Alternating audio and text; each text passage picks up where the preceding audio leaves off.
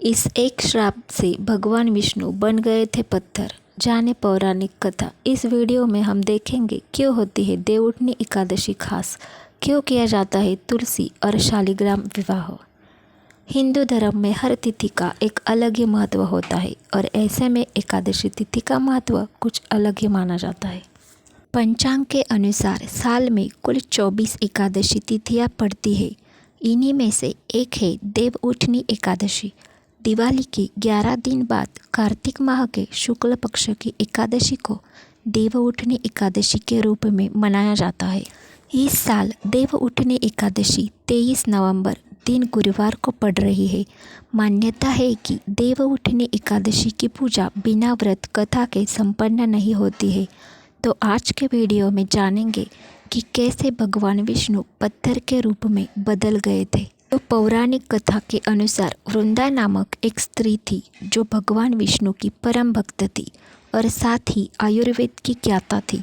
उनका विवाह जालंधर से हुआ था। जालंधर जो कि भगवान शिव के अंश था, इसीलिए बहुत ही शक्तिशाली था। न सिर्फ शक्तिशाली था बल्कि कई आसुरी और मायावी दिव्य शक्तियों का वो स्वामी भी था। जालंधर ने तीनों लोकों पर आतंक मचाया हुआ था, क्योंकि जालंधर भगवान शिव यानी भगवान शिव का प्रतीक का अंश था। इसलिए किसी के लिए भी उसको मार पाना संभव नहीं था। शिवांश होने के कारण मात्र भगवान शिव ही उसका वध कर सकते थे। लेकिन यह भी तब संभव था जब माता पार्वती उनके साथ हो। जालंधर ने माता पार्वती को दिव्य शक्तियों के माध्यम से एक आसुरी गुफा में छिपा दिया था। हालांकि यह भगवान शिव की ही लीला थी, जिससे जालंधर के वध की घड़ी समीप आ सके और उसके पापों का घड़ा भरे, वरना किसमें इतनी शक्ति कि आदि शक्ति को कैद कर सके।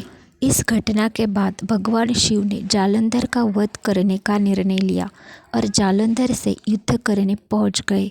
लेकिन महादेव चाहकर भी जालंधर का वध नहीं कर पा रहे थे, क्योंकि जालंधर की पत्नी वृंदा के सतीत्व ने जालंधर की ढाल बनाया हुआ था। वृंदा भगवान विष्णु के अखंड पूजा पाठ में लीन थी, जिसके कारण उस पूजा से उत्पन्न शक्तियाँ जालंधर को दिव्यता प्रदान कर रही थी। तब भगवान विष्णु ने महादेव की सहायता के लिए वृंदा का सतीत्व भंग किया। अपने ही आराध्य द्वारा ऐसा होता देख वृंदा बहुत ही दुखी हुई।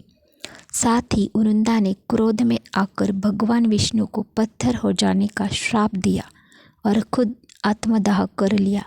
तब भगवान विष्णु ने वृंदा को यह वरदान दिया, उनका यह पत्थर रूप शालिग्राम के रूप में जाना जाएगा और वृंदा तुलसी के रूप में अवतरित होगी। इसीलिए कार्तिक माह के शुक्ल पक्ष की एकादशी के दिन शालिग्राम और तुलसी का विवाह होगा और उसी दिन देवउठनी एकादशी मनाई जाएगी। तभी से देवउठनी एकादशी के दिन तुलसी और शालिग्राम भगवान के विवाह की परंपरा चली आ रही है।